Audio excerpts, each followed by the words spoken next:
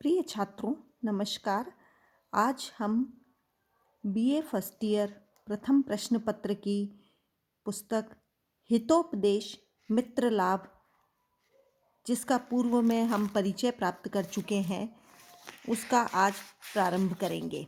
हमारे संस्कृत साहित्य में परंपरा रही है कि किसी भी नवीन कार्य को प्रारंभ करने से पूर्व मंगलाचरण किया जाता है, जिससे कि हम कार्य की निर्विघ्न प्राप्ति कर सकें, कार्य हमारा सिद्ध हो। ऐसी मंगल कामना के साथ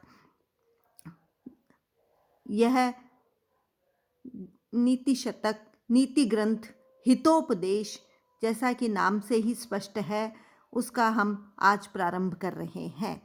हितोपदेश मित्र लाभ मंगलाचरणम सिद्धि साध्ये सतामस्तु प्रसादा तस्य धूर्जटेः जाह्नवी फेन लेखे वै यन्मूर्घिनी शशिनः कला।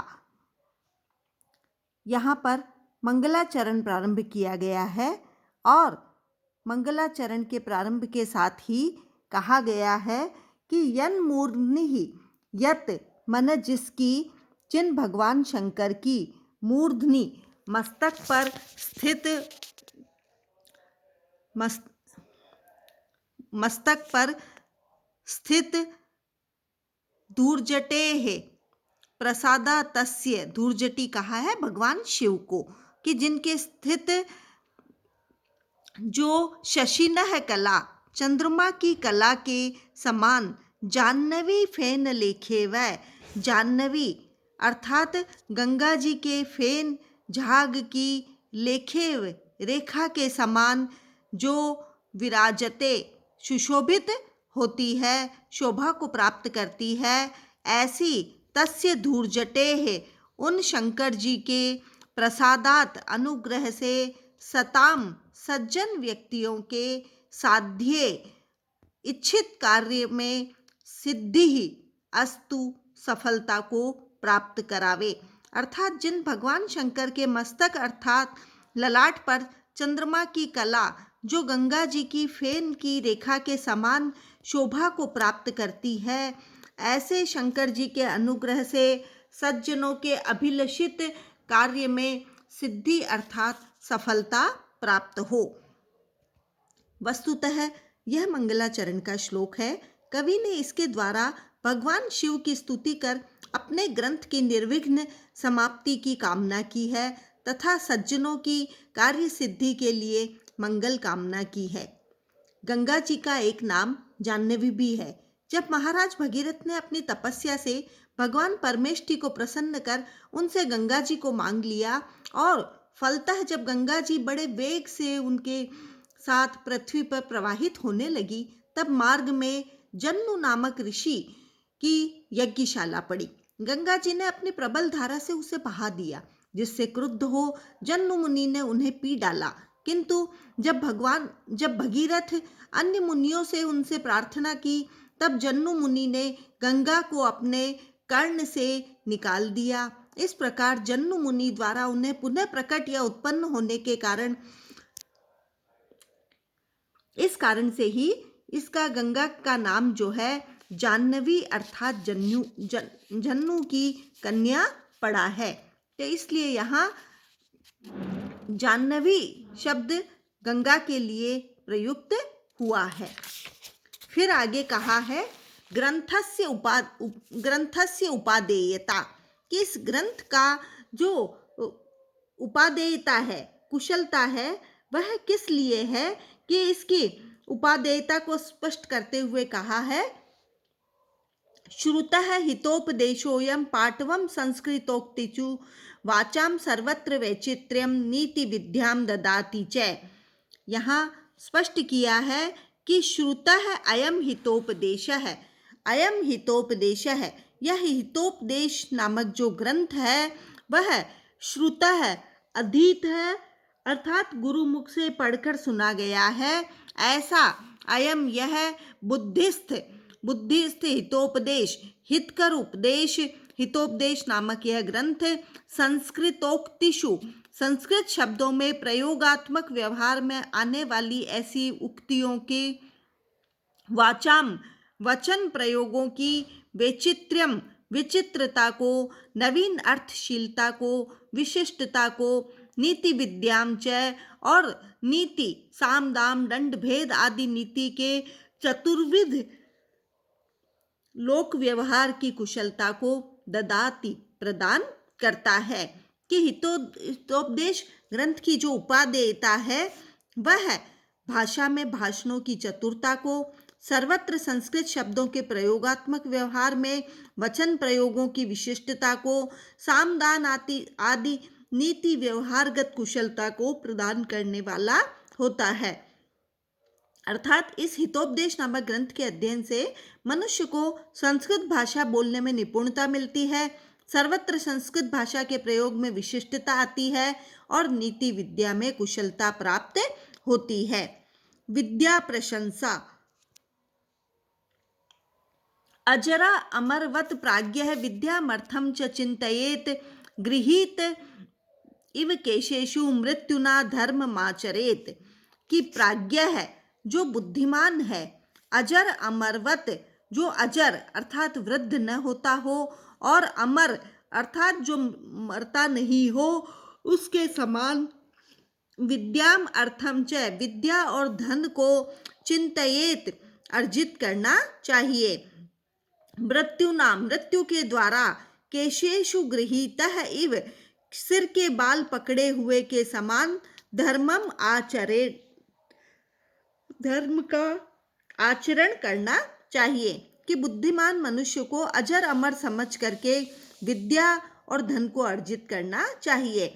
यह समझकर कि मृत्यु ले जाने वाले के बाल पकड़े हुए खड़ा है और यह सोच करके ही उसको धर्म का पालन करते हुए रहना चाहिए।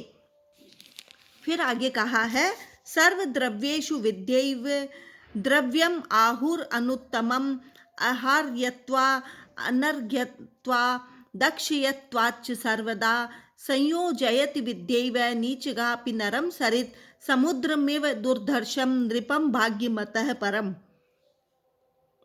कि सर्वदा सब कलाओं में अहार्यत्वात् चोर आदि से हरण करने योग्य न होने के कारण, अनर्घ्यत्वात् अमूल्य होने के कारण और धन आदि के मूल्य से भी न प्राप्त करने योग्य होने के कारण, अक्षयत्वात् कभी नष्ट न होने के कारण, सर्व द्रव्येषु सभी प्रकार के सुवर्ण आदि द्रव्य पदार्थों में, विद्या एवं शास्त्र कलात्मक ज्ञान रूपी विद्या ही अनुत्तमम सबसे अधिक उत्कृष्ट द्रव्यम धन है, ऐसा आहु बुद्धिमान मनुष्य कहते हैं। कि यहाँ कहा गया है कि विद्या सर्वोत्तम धन है, क्योंकि न तो इसे कोई चुरा सकता है और न ही इसे कोई धन आदि देकर के खरीद सकता है, और न विद्या कभी नष्ट ही होती है अपितु व्यय करने पर बढ़ती ही जाती है। ऐसा उत्तम धन बुद्धिमान लोग इसे कहते हैं। संयोजयति विद्यैव नीचगाम अपि नरम सरित। कि नीचगाम अपि सरित, नीचगा अपि निम्न प्रदेश में बहने वाली भी, सरित मन नदी, तृणकाष्ठ आदि को, दुर्धर्षम जो दुष्प्राप्य है, अगम्य है, ऐसे समुद्रम सागर को, इव यथा जिस प्रकार से, नीचगा अपि कुल स्वभाव से नीच पुरुषों के द्वारा भी, नृपम संयोजयति ऐसी व्यक्तियों के द्वारा भी जो कुल स्वभाव आदि से नीच पुरुष को प्राप्त हो, विद्या शास्त्र कलादि ज्ञान दुर्धर्षम अगम्य होने पर भी, नृपम राजा को, नरम मनुष्य को, संयोजयति पहुंचा देती है, मिला देती है, अतः परम भाग्यम इससे बड़ा उसका और कौन सा भाग्य हो सकता है। कि यहाँ कहा गया है कि जिस प्रकार निम्न प्रदेश में बहने वाली जो नदी होती है वह तृण काष्ठ आदि तुच्छ पदार्थ को भी अगम्य सागर में पहुंचा देती है, उसी प्रकार नीच पुरुष को भी प्राप्त विद्या मनुष्य को दुष्प्राप्य राजा तक पहुंचा देती है। उसके बाद उस मनुष्य को भाग्य के अनुसार ही फल प्राप्त होता है। कि विद्या के बल से साधारण मनुष्य भी दुष्प्राप्य राजा के पास पहुंच जाता है और भाग्य अनुसार फल प्राप्त करता है। ठीक उसी प्रकार जैसे एक तुच्छ नदी में पड़ा हुआ तुच्छ तृण भी दुर्धर्ष समुद्र में जाकर के मिल जाया करता है। तो यहाँ विद्या के महत्व को बताया है कि विद्या ददाति विनयम विनयात याति पात्रताम पात्रत्वात् धर्म आपनोति धनात् धर्मः तथा सुखम। कि विद्या विनयम ददाति, विद्या मनुष्य को विनम्रता देती है। विनयात विनम्रता से पात्रताम याति, सत्पात्रता को प्राप्त करता है।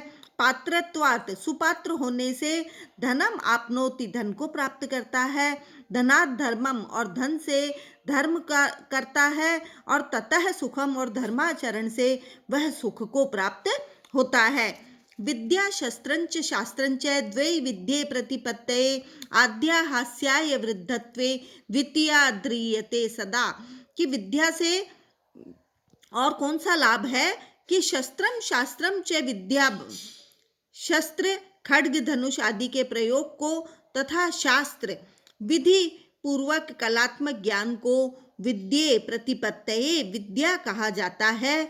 द्वे विद्ये, ये दो विद्याएं कही गई है और अपने इष्ट कार्य को सिद्ध करने के लिए लोक में प्रतिष्ठित और यश प्राप्ति के लिए होती है। आद्या अर्थात इन दो विद्याओं में पहली जो शस्त्र विद्या है वह वृद्धत्वे, वृद्धावस्था में, हास्याय उपहास के लिए होती है। और द्वितीय अर्थात शास्त्र विद्या जो है वह सदा आद्रियते, सदा हमेशा आद्रियते आदर को प्राप्त होती है। कि जो दो प्रकार की विद्याएं शस्त्र विद्या और शास्त्र विद्या है, ये दोनों विद्याएं स्वकार्य साधन और प्रतिष्ठा प्राप्ति के लिए होती है। किंतु इनमें से जो प्रथम अर्थात शास्त्र विद्या शस्त्र विद्या वृद्धावस्था में उपहास योग्य होती है, जबकि दूसरी शास्त्र विद्या सदा आदृत अर्थात सम्मान को देने वाली होती है।